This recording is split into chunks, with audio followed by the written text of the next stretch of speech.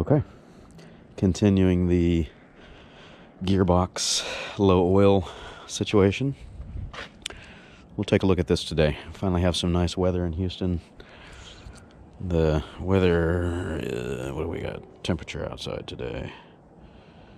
Eeny meeny, don't show everything on my phone.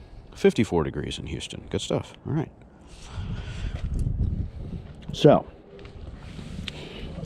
last video I verified that oil was not present at the bottom of the threads in the check bolt. I did stick a white zip tie, end of a zip tie, about 3 inches or so into the box, and it still came out dry. So the level is apparently still below that. How far down, I don't know. The only way to really know for sure would be to drain it. I don't want to do that right now. I would much rather just top this off, keep track of how much I'm topping off, obviously, to know how far down it was. So I went and picked up some of Can-Am's 75W140 XPS, their branded stuff, so we know that it's what they recommend in the manual. And I'm going to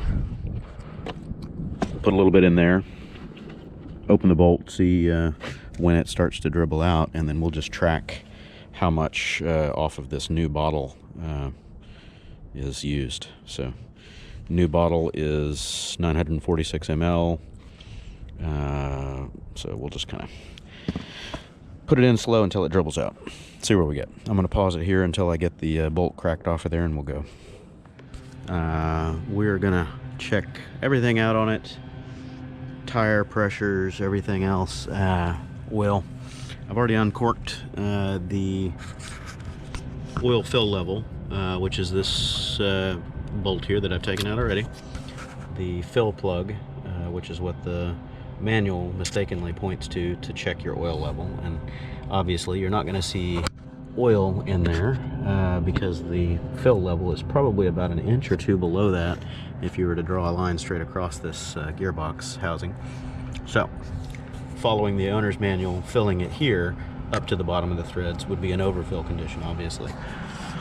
So we'll stick my little test stick in here.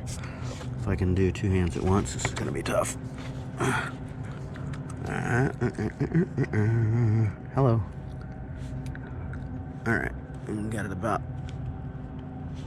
that far in where my second finger is, and it's dry as a bone. So I don't know how far below the check hole the oil level is, but we're getting ready to find out. So stopped off at the Can-Am dealer, picked up what's recommended in the manual. They say either the motor oil variety or their 75W140 gear oil, so I'll opt for the latter. I have no idea what's in there. It doesn't have much of a smell to it, but neither does this stuff, so it's not typical hypoid gear oil. Anyway, so let's get this camera set up here, if I can do it and not make a mess out of things. What we'll do is we'll top off the oil until it starts dribbling out of that hole. Oh, I did forget to mention, I will show it here. Move the tripod around. We're sitting on flat level ground. I don't know if you can see that bubble level, but yeah, we're flat.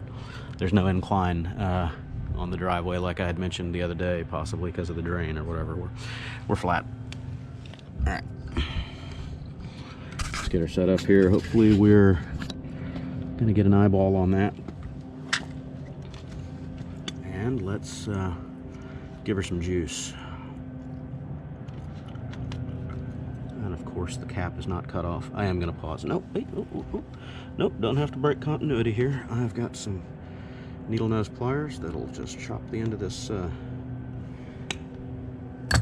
chop that guy open so we can dispense. And hopefully I won't make a mess. Could be how the dealer got it all over the housing here. All right, so we started off with a full bottle. I'm just gonna let her trickle slowly here and watch the check hole and see when oil starts to get to those threads. Still squeezing, still squeezing. I don't know if I'm squeezing hard enough. Let me pull the bottle out, see where we're at.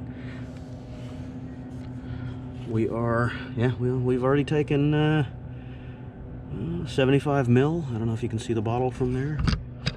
That's level, so we're down to 850, 875 mil. So we're already 100 mil low. Let's get it back in there. See where we go.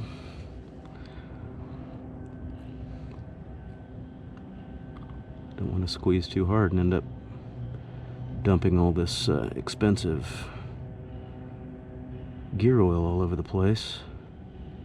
It's 35 bucks for this 1 liter, well, less than a liter container at the Can-Am store. Oh, there it is, right there. Just stopped. Okay, so now we're getting a few dribbles.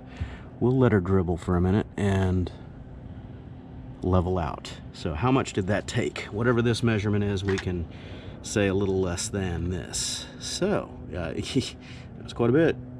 Considering this thing holds 500 and, what, 552, 554, whatever the service bulletin says. Don't quote me on the number, I have to look it up. A little over half a liter, so 500 ml. Let me scooch the camera here. We are, make sure this thing is sitting level. Don't want anybody saying I'm fudging numbers.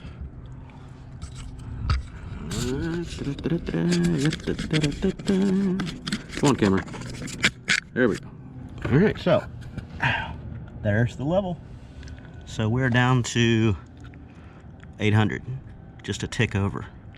So this thing was 150, 160 ml low. It only holds 500. That's not good.